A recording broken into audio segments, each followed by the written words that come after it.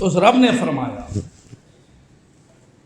ایسے ایسے گناہ جس کی وجہ سے جہنم کے عذاب اس کے لیے واجب ہو جایا کرتے ہیں، ایسے دردناک عذاب پر بھی اللہ تعالیٰ آگے مژدہ سناتا ہے کہ یہ گناہ تمہارا ایسا ہے کہ جہنم میں جانے کے لیے کافی ہے۔ لیکن اے بندہ، میں ابھی بھی تمہیں آواز دیتا ہوں، مجھ سے ڈرو، ایک بار توبہ کر لو، میں معاف کر دوں، میں معاف کر دوں گا، توبہ کر کے تو دیکھ۔ اب کیا چاہیے بندوں کو؟ گناہ کریں، جہنمیوں کا کام کریں، شیاطین سے زیادہ خطرناک کام کریں، پھر بھی رب ذوالجلال ایسا کریم اور رحیم وہ بار بار کہے ایک بار توبہ تو کر لے، ایک بار میری بارگاہ کی طرف رجوع تو لا، ایک بار میری بارگاہ میں سجدہ ریز ہو کر مجھے پکار کر تو دیکھ، تیری پکار ختم نہیں ہوگی، میں تیری مدد کرتا نظر آؤں گا۔ اس سے زیادہ بشارتیں ہمیں کیا چاہیے؟ مگر ہم ہیں کہ رات کے سناٹے میں بھی اپنے گناہوں سے توبہ کرنے کو تیار نہیں،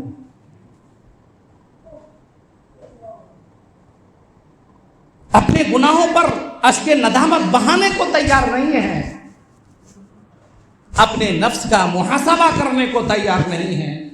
یہاں تو رات کو بستر میں بھی جاتے ہیں تو یہی سوچتے ہیں کہ صبح اٹھ کر کے کس کس معاملے میں اور کس کس کی برائی کی جائے، کس کو صاحب دھکیلا جائے، کس کی توہین کی جائے، کس کو برباد کیا جائے۔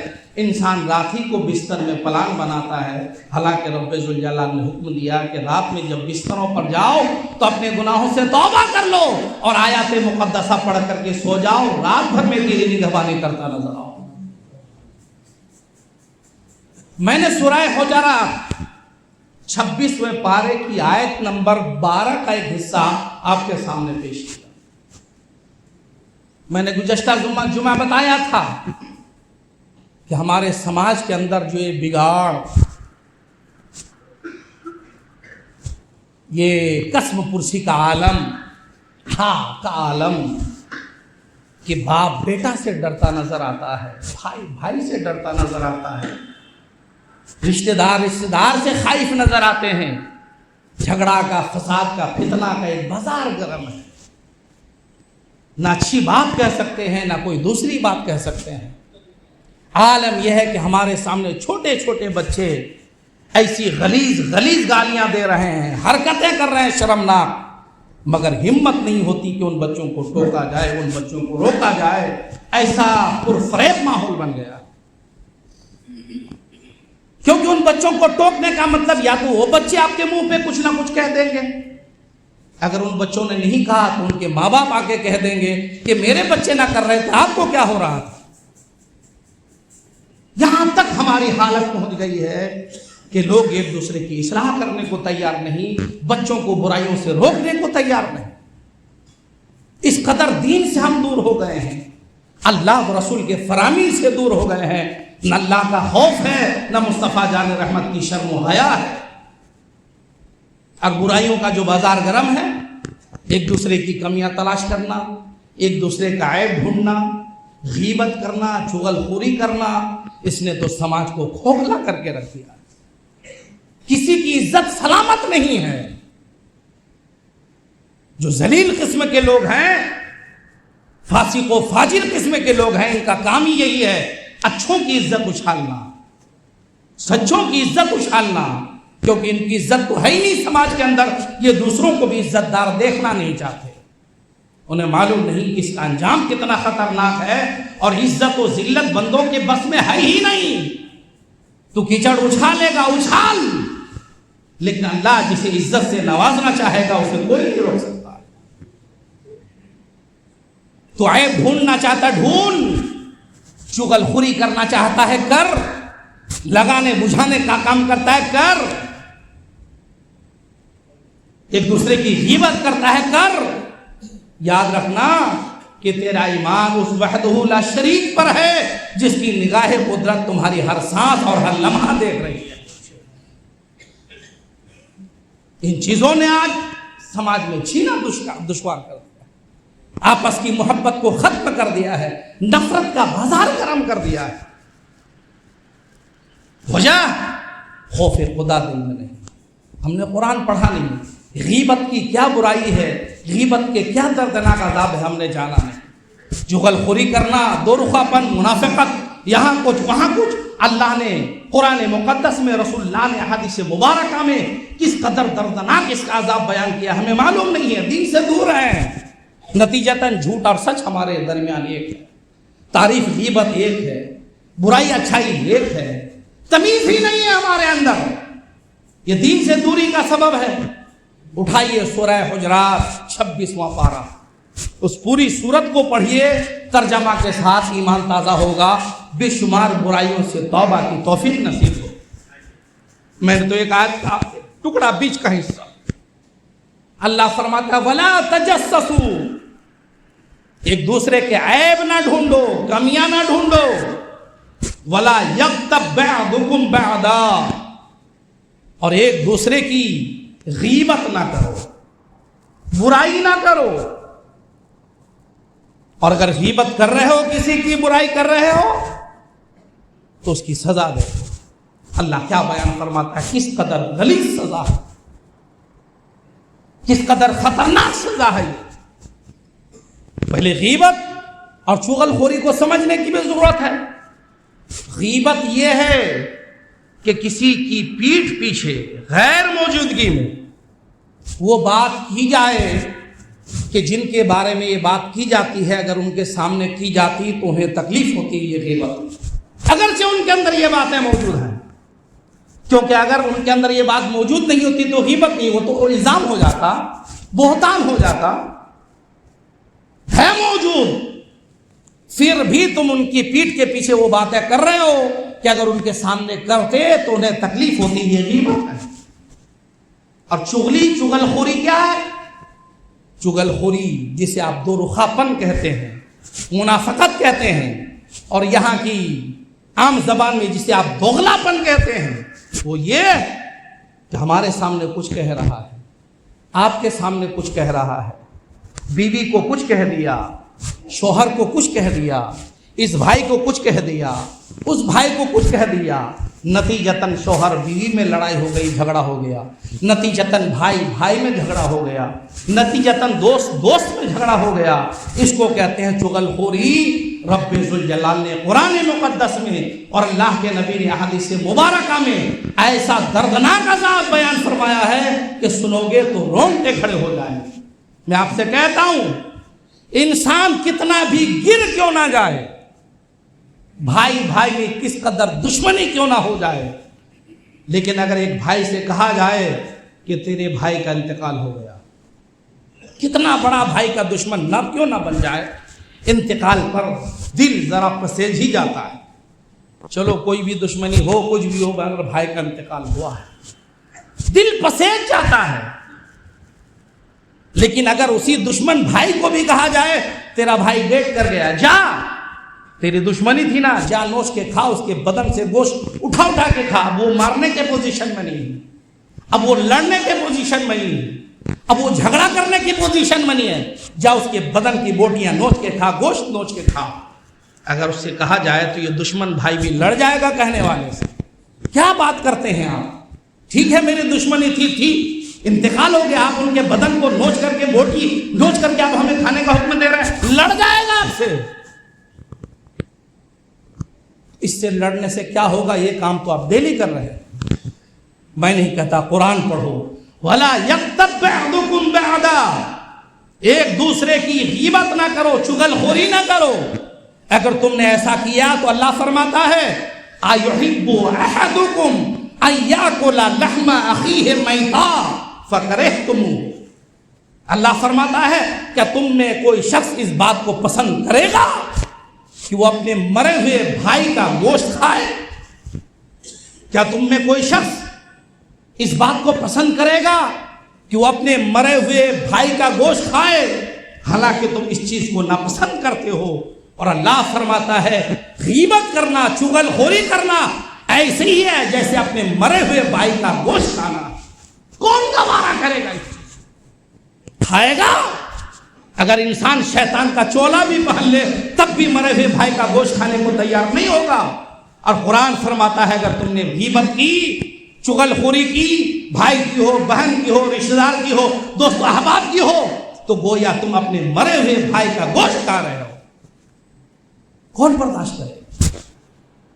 یہ تو دنیاوی ذلت ہے کہ اگر کوئی شخص مرے ہوئے بھائی کا گوشت کھا لے تو سماج کیا کہے گا، لوگ کیا کہیں گے، زمانے والے کیا کہیں گے. یہ دنیاوی ذلت ہے. اگر کوئی ایسی حرکت کر لے تو لوگ کہیں گے اس سے زیادہ ذلیل انسان اور کون ہو سکتا ہے جو اپنے مردار بھائی کا گوشت کھا رہا. اب اس نظریہ سے اندازہ کریں جو لوگ غیبت کو، چغل خوری کو اپنا کام بنا لیے، اسی میں مخبری کرنا بھی داخلہ شامل ہے. اس کی خبر وہاں لا کے پہنچایا، اس کی خبر وہاں لا کے پہنچایا، یہ مخبری بھی غیبت و چغل خوری میں داخل ہے. اس کا انجام بھی یہی. بلکہ ابو داؤد شریف کی حدیث پاک میں ہے اگر بلا وجہ کوئی کسی کی مخبری کرتا ہے فتنہ فساد کے ڈر سے، فتنہ فساد پھیلانے کی وجہ سے، نیت سے، تو ابو داؤد شریف کی حدیث پاک ہے کہ یہ شخص کسی کی خبر کسی کے پاس لے جا کے پہنچایا تاکہ آپس میں لڑائی ہو، جھگڑا ہو، اور پہنچانے والے سے انعام حاصل کیا. تو ابو داؤد شریف کی حدیث پاک ہے کہ بدلے میں اگر اس نے کچھ کھانے پینے کا سامان لیا مخبری کر کے تو اللہ تعالیٰ جہنم میں اسے اتنا ہی کھلائے گا. اور اگر لباس لیا، کپڑا لیا مخبری کر کے تو اللہ تعالیٰ جہنم میں اسے اسی طرح کا لباس پہنائے گا. اور اگر روپیہ وغیرہ لیا مخبری کر کے فتنہ فساد پھیلانے کے ارادے سے تو اللہ تعالیٰ جہنم میں اسے اسی قدر عذاب نار میں گرفتار فرمائے. کیا کیجیے گا؟ آج آپس میں لڑائیوں کے یہی اسباب ہیں. بخاری مسلم شریف کی حدیث پاک، ارے دنیا میں چند سکوں کے لیے کیوں ایسا کرتے ہو، اپنی زندگی تباہ کرتے ہو. بخاری میں، مسلم میں یہ حدیث پاک موجود ہے. اللہ کے نبی صلی اللہ علیہ وسلم ارشاد فرماتے ہیں قیامت کے روز سب سے زیادہ بری حالت میں وہ ہوگا. قیامت کے روز سب سے زیادہ بری حالت میں وہ ہوگا جو دو رخا ہے، ذوالوجہین ہے، دو چہرے والا ہے. مطلب آپ کے پاس کچھ کہہ رہا ہے، اس کے پاس کچھ کہہ رہا ہے. اسے دو رخا کہتے ہیں، ذوالوجہین. حدیث پاک میں اس کے لیے لفظ آیا ہے ذوالوجہین، دو چہرے والا. قیامت کے دن سب سے بری حالت میں یہ ہوگا. کیوں؟ کیونکہ اللہ تعالیٰ بندوں کے درمیان صلح کو پسند فرماتا ہے اور یہ بندہ بندوں کے درمیان جھگڑا ڈال رہا ہے، فساد ڈال رہا ہے. اس لیے پروردگار عالم قیامت میں اس کی سب سے بری حالت بنا دے. اور ابو داؤد شریف کی حدیث پاک،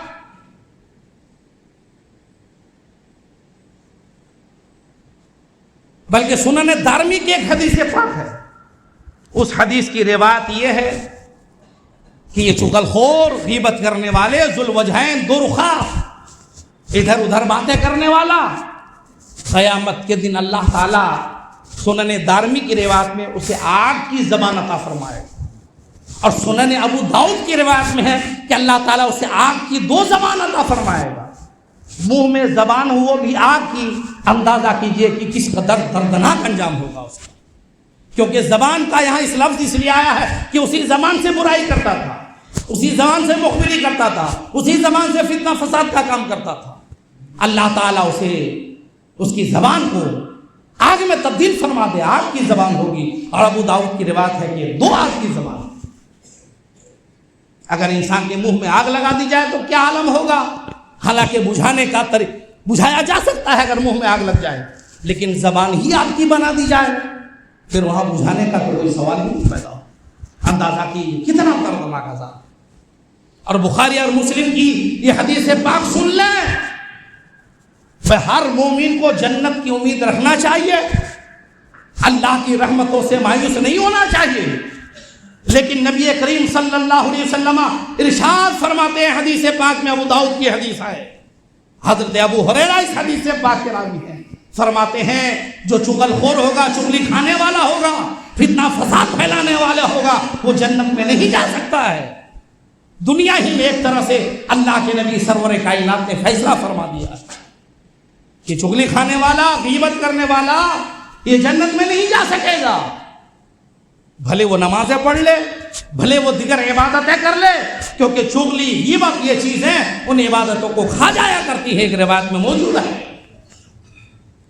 اس لیے نمازی ہو یا غیر نمازی، بلکہ میں تو یہ کہوں گا کہ جو حضرات نماز پڑھتے ہیں، نماز کی عزت کے لیے، نماز کی حرمت کی خاطر آپ کو تو غیبت سے، چغلی سے اور اس طرح کی باتوں سے باز رہنا چاہیے، تاکہ نماز کی حرمت محفوظ رہے، نماز کی عزت محفوظ رہے.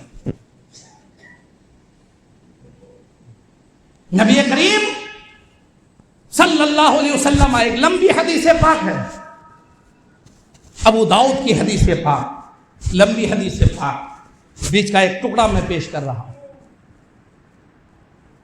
ایک صاحب کو سزا ہوئی، اسلامی سزا. دو شخص آپس میں بات کرنے لگے کہ دیکھو کیسی سزا اس کو مل گئی. تو ایک دوسرے کی جس کو سزا ملی اور سزا کی بدولت وہ شہید ہوئے، ان کے بارے میں یہ دونوں بات کرنے لگے. دیکھو کیسی سزا ملی، ایسا ملا، ایسا ہوا. اللہ کے نبی نے ان دونوں کو بات کرتے ہوئے سن لی کہ جن کا انتقال ہوا، جو شہید ہوئے اسلامی سزا کے نفاذ کی بنیاد پر، یہ دونوں ان کے بارے میں اس طرح کی باتیں کر رہے ہیں. اللہ کے نبی آگے چلتے گئے، یہ لوگ بھی پیچھے پیچھے چلے. اس وقت میرے آقا نے ٹوکا نہیں. آگے جب بڑھے تو میرے آقا نے دیکھا کہ راستے کے کنارے ایک گدھا ہے جو مرا ہوا پڑا ہوا ہے. یہ گدھا مرا ہوا. اب یہ دونوں جو بات کر رہے تھے ان کے بارے میں، آقا نے ان دونوں کو بولا ادھر آؤ، اور میرے آقا نے ان دونوں سے فرمایا جاؤ یہ مرا ہوا گدھا، اس کا گوشت کھاؤ. وہ دونوں لوگ بھڑک گئے. یا رسول اللہ علیہ الصلوۃ والسلام، یہ مرا ہوا گدھا ہے، ہم اس کا گوشت کیوں کر کھا سکتے ہیں؟ تو اللہ کے نبی سرور کائنات نے فرمایا کہ یہ کام تو تم نے ابھی کیا. تو حضور کیسے؟ کہا تم نے اس شخص کے بارے میں جو غیبت کی، برائی کی. تو کسی شخص کی، کسی مسلمان کی غیبت و برائی کرنا مرے ہوئے گدھے کے گوشت کھانے سے بھی زیادہ سخت ہے. حالانکہ تم اس کو کھانے سے منع کر رہے ہو. تو اگر اس کو کھانے سے منع کر رہے ہو، مرے ہوئے کے گدھے کے گوشت کھانے کو، تو اس سے جو سخت کام ہے تم نے وہ کام کیوں کیا؟ یہ اللہ کے نبی سرور کائنات صلی اللہ علیہ وسلم کا ارشاد ہے. آقا نے سمجھایا، بتایا پریکٹیکلی لوگوں کو کہ جب تم مرے ہوئے گدھے کا گوشت کھانے کو تیار نہیں ہو تو پھر ایک جیسا کام کیوں کرتے ہو، اس سے زیادہ سخت کام کیوں کرتے ہو؟ یہ تو دنیاوی معاملات ہیں میاں. اور اگر اخروی معاملات کی بات کی جائے تب کیا ہوگا؟ جس برائی کی اتنی بھیانک سزا دنیا میں ہو، اندازہ کرو کہ آخرت میں اس کی کس قدر سزائیں. اس لیے خدا کا خوف کیجیے. خدا کا. ایک دوسرے میں عیب تلاش کرنا، چغل خوری کرنا، غیبت کرنا، ادھر ادھر کی خبریں پھیلانا، ایک دوسرے کے پاس خبریں پہنچانا چند ٹکے کے بدلے میں. خدا کا خوف کرو. ایسے دردناک عذاب میں مسلم کیے جاؤ گے، تم بھی مارے جاؤ گے، تمہاری نسلیں بھی تباہ ہو جائے. چند سکوں کے لیے اللہ کو ناراض نہ کرو، رسول اللہ کو ناراض نہ کرو. اسی آیت میں اللہ فرماتا ہے، سورہ حجرات آیت نمبر 12 میں اللہ فرماتا ہے کہ غیبت کرنا، چغلی کرنا یہ تو بھائی کے گوشت کھانے سے بھی بدتر ہے. لیکن آگے فرماتا ہے اے مسلمانوں مجھ سے ڈرو، مجھ سے ڈرو. پھر اللہ فرماتا ہے میں توبہ قبول کرنے والا ہوں، توبہ کر لو توبہ. اگرچہ تم نے اتنا بڑا گناہ کیا ہے، اتنا بڑا پاپ کیا ہے، کوئی بات نہیں، شرمندہ ہو جاؤ گناہوں سے. شرمندہ ہو کر آئندہ یہ سب کام نہیں کرنے کا وعدہ کر کے سچی توبہ کر لو. میں معاف کرنے والا ہوں، میں تجھے معاف بھی کروں گا اور تم سے محبت بھی کروں گا. ایسا کریم رب اور کون ملے گا؟ ایسا مہذب مذہب اور کون سا ہوگا؟ کتنے بڑے بڑے مجرمین کو بھی اللہ تعالی صرف زبان ہلنا ہے، استغفر اللہ ربی من کل ذنب واتوب الیہ، کہ اللہ میں نے جتنے گناہ کیے ہیں ان سارے گناہوں سے سچے دل سے توبہ کرتا ہوں، میری توبہ قبول فرما. 15 سیکنڈ بھی نہیں لگے گا، اللہ آپ کے ان سارے گناہوں کو صغیرہ بھی معاف فرمائے گا، کبیرہ بھی معاف فرمائے گا. شرط یہ ہے کہ آئندہ اس پر قائم رہنا چاہے. توبہ کا یہ مطلب نہیں آج توبہ کر لیا کل پھر وہی کام کیا، کل توبہ کر لیا پرسوں پھر وہی کام کیا. تو ان کام ایسے کرنے والے کے بارے میں پھر حدیث پاک میں ہے کہ تو اللہ سے مذاق کر رہا ہے، اور اللہ سے مذاق کرنے والے کا انجام اچھا نہیں ہوتا ہے. تو سچی توبہ کا مطلب یہ ہے کہ ایسی توبہ آپ کر لیں کہ آئندہ پھر ان گناہوں کے قریب نہ جائیں. ورنہ جان لو آج جس چہرے پر جس باڈی پر غرور و گھمنڈ ہے نا، چغل خوری کرنے والے غیبت کرنے والوں کے بارے میں حدیث پاک میں ہے کہ صرف ہڈیاں باقی رہیں. چہرے کا گوشت گلا دیا جائے گا، باڈی کا گوشت گلا دیا جائے گا، صرف ہڈیاں ہی ہڈیاں باقی رہیں گی. اور جب ہڈیوں میں کوئی تکلیف ہو وہ تکلیف ناقابل برداشت ہوا کر. اس لیے اللہ کے فرامین پہ عمل کیجئے، رسول اللہ کے اسوہ حسنہ پہ عمل کیجئے. کیوں دوسروں کے عیب ڈھونڈ رہے ہیں؟ کیوں دوسروں کی چغل خوری اور دوسروں کی برائی کر رہے ہیں؟ میاں مختصر زندگی ہے آپ کے سامنے. آج رات کو خبر ملتی ہے جوان ہے الگ سلیق ہوا، صبح ڈیٹ کر گیا ہے، انتقال کر گیا ہے. آپ میں سے ہر ایک کے ساتھ، ہم میں سے ہر ایک کے ساتھ ایسا ہونے والا ہے کہ رات میں ہے صبح نہیں ہے، صبح ہے شام کو نہیں ہے، شام کو ہے دوپہر کو نہیں ہے. اے مسلمانوں، جب اتنی مختصر زندگی ہے تو کر لے توبہ اپنے گناہوں سے. آجا خدا کی بارگاہ میں نمازیں پڑھ لے، اپنے گناہوں سے سچی توبہ کر لے. رب تو ہر وقت تیار ہے کہ بندہ توبہ کرے، میں معاف کرنے کو تیار. پروردگار عالم ہم سب کو اس طرح کی برائیوں سے جو نہ صرف ہمیں تباہ کر رہی ہیں بلکہ ہمارے سماج اور معاشرے کو بھی تباہ کر رہی ہیں، ان برائیوں سے اپنے آپ کو، اپنے بچوں کو، نسلوں کو روکنا ضروری ہے. اگر آپ شانتی چاہتے ہیں، امن چاہتے ہیں، پروردگار عالم ہمیں ان برائیوں سے باز بھی رکھے اور جہنم کے درزن